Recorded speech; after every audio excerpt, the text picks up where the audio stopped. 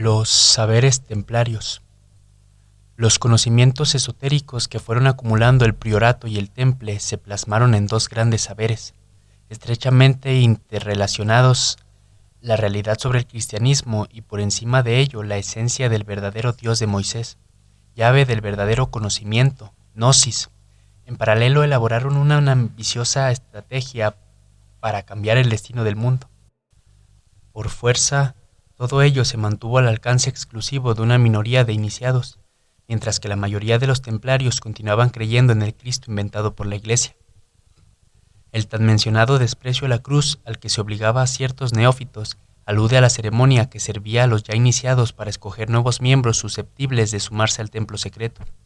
Conscientes del auténtico origen del cristianismo, los templarios rechazaron la Iglesia de Pablo y fueron juanistas y petristas. Esto es lo que significan las dobles advocaciones que jalonan sus santuarios: los dos caballeros, Pedro y Juan, que comparten el caballo, la geminización templaria, o el doble trazo de sus cruces, la doble griega y latina, supuestas forman la cruz de Lorena o patriarcal, signos que también simbolizan las dos cadenas dinásticas paralelas existentes en Israel, la de David, a la que perteneció Jesús, y la de Aarón, heredada por Juan el Bautista.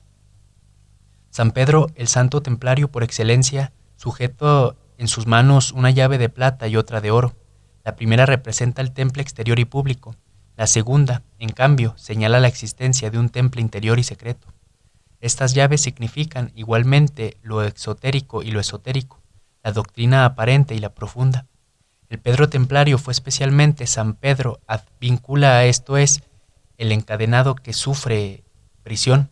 Como Juan el Bautista, uno y otro se asocian al signo de la tau porque son héroes sagrados. A escala simbólica, el Pedro de los Templarios, también el de las órdenes que le dieron cobijo tras su disolución, se identifica con el anciano de la Cábala, con el Baphomet, la sabiduría heredada. Los templarios, al abrazar la doctrina petrista frente a la paulista, se hicieron Pedros.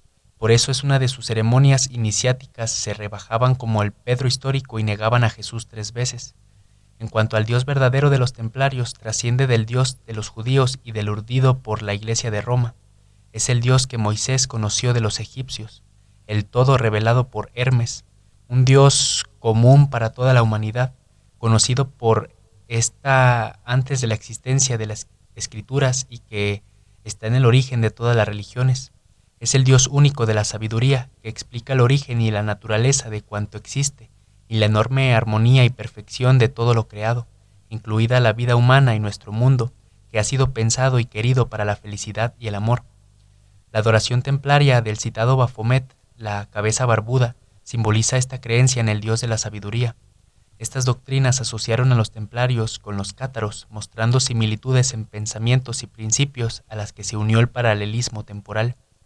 El protagonismo cátaro se dio también entre los siglos VII y VIII, y la interconexión territorial, el catarismo, se concentró en el Languedoc, en el sureste francés, esto es, en la zona vecina a donde se expandió la descendencia de Jesús y al lugar donde se fraguó intelectualmente el impulso del temple. El Languedoc constituía un espacio singular gobernado por varias familias nobles. La más importante era la Trencavel, que durante un tiempo quedó fuera del reino de Francia y donde floreció una rica cultura, un idioma propio y una significativa tolerancia religiosa. Un contexto en el que, en la primera mitad del siglo VII, apareció una especie de predicadores que guardaban relación con otros que, ya en el IX, se movieron por tierras búlgaras y configuraron el movimiento bogomilo.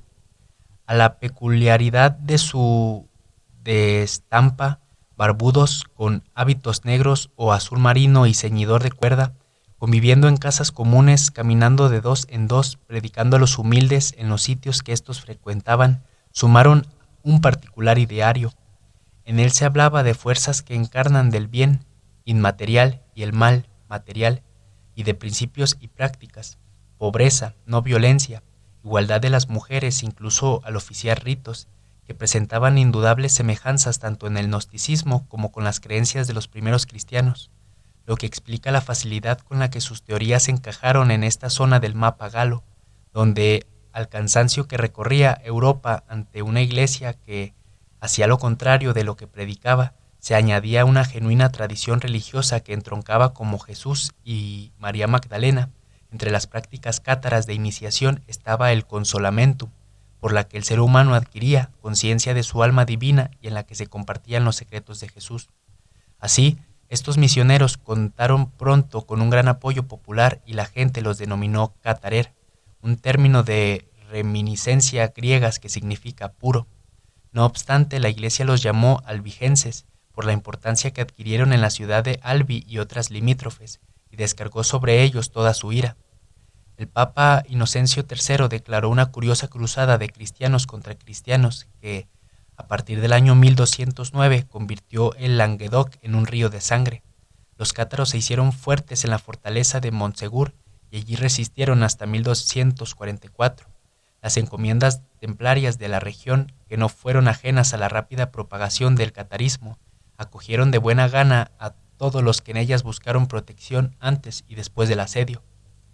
Y si se ha hecho referencia hasta aquí a los saberes e ideales templarios, hay que adicionar a lo expuesto que el Priorato de Sion y el Temple Interior creyeron imprescindible luchar para cambiar las cosas en el mundo, desarrollando una estrategia a largo plazo, cuyo fin fue implantar una paz universal bajo la égida de la dinastía davídica y terminar con las guerras y las injusticias, muchas de ellas consentidas, cuando no cometidas por la religión.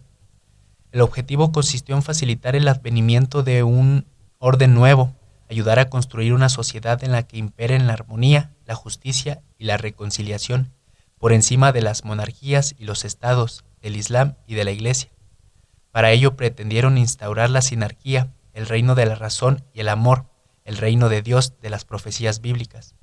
Por esto mantuvieron siempre lazos muy estrechos con importantes sectas judías e islámicas, con las que compartían sus saberes secretos y concibieron un nuevo orden, fruto de la unificación del Islam y el cristianismo, con base en una idéntica creencia, el único Dios o gnosis que se halla en la razón de ser de ambas religiones, y una misma dinastía o sangre real, la de David, la de la que Cristo fue heredero.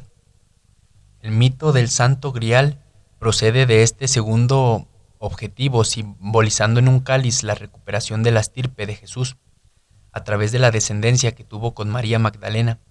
Muchas iglesias templarias están bajo su advocación. El Santo Grial, sangreal o sangre real, se refiere por tanto a esa descendencia física de Jesús y no al cáliz que éste usó en la última cena.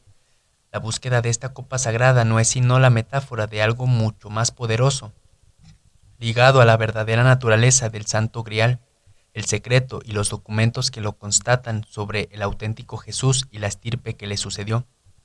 Una profecía asegura que cuando se restaure la estirpe de Jesús, la humanidad retornará a la armonía y el amor universales. Incluso hay quien piensa, a la luz de los adelantos científicos, en la resurrección del propio Jesús, a través del adecuado tratamiento de restos de su ADN presentes en determinadas reliquias. Este asunto es el eje de la novela de Nicholas Wilcox, La sangre de Dios, Trilogía Templaria 3. Los templarios serían, según los objetivos del Priorato de Sion, los guardianes de este nuevo orden. Para ello, y para imponer las condiciones que lo hicieran posible, pasando por encima del egoísmo de reyes y papas, buscaron el inmenso poder de la sábana santa y sobre todo el arca de la alianza.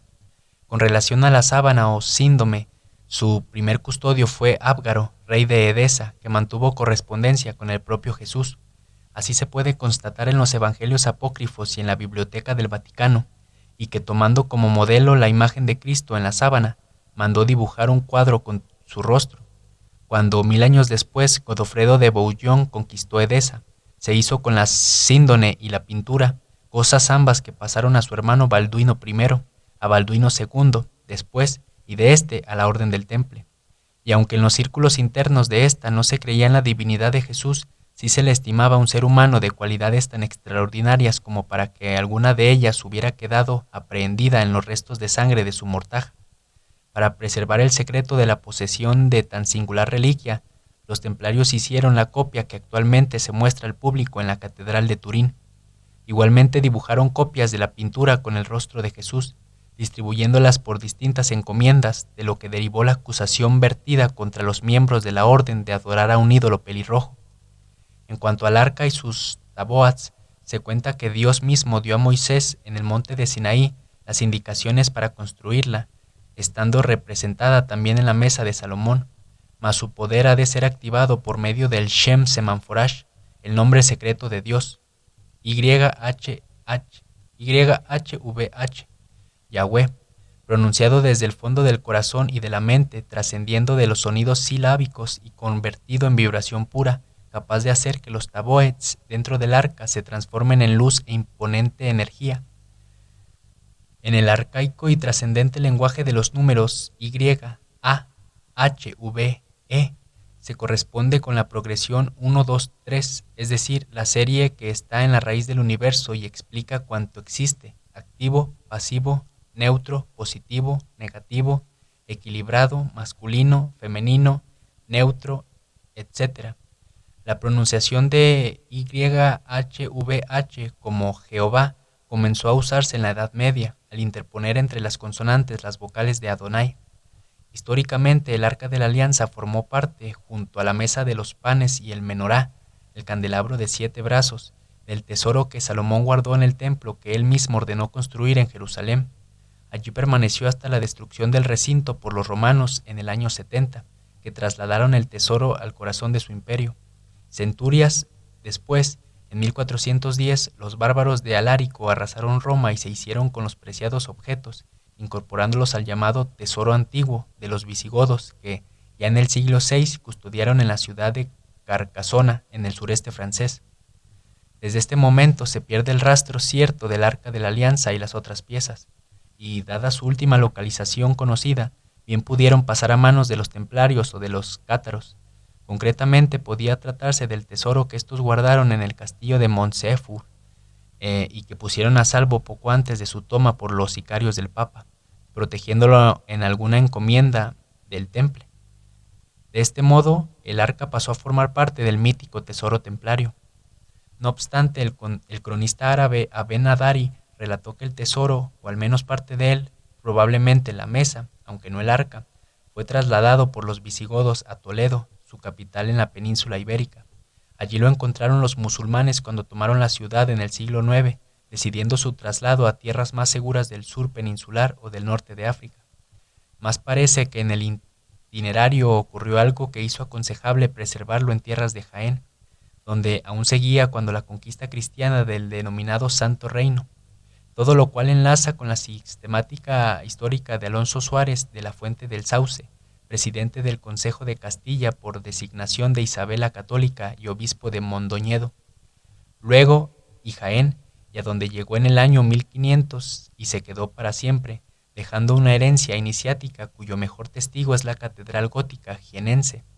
Una de las obras que centra la atención de estas páginas, la lápida templaria, basa precisamente el eje de su trama en la posible presencia en Jaén de parte del reiterado tesoro, en especial de la mesa de Salomón, y en el intento de localización del mismo a finales del siglo XIX y comienzos del siglo XX por parte de una sociedad secreta, la Sacra Logia Pontificia de las 12 Apóstoles. A ella habría pertenecido Muñoz Gárnica, canónigo de la Catedral del Jaén, y con ella habría entrado en contacto el cura de Rennes, Le Chateau, Flancos, Barenger, Sauniere, citado anteriormente.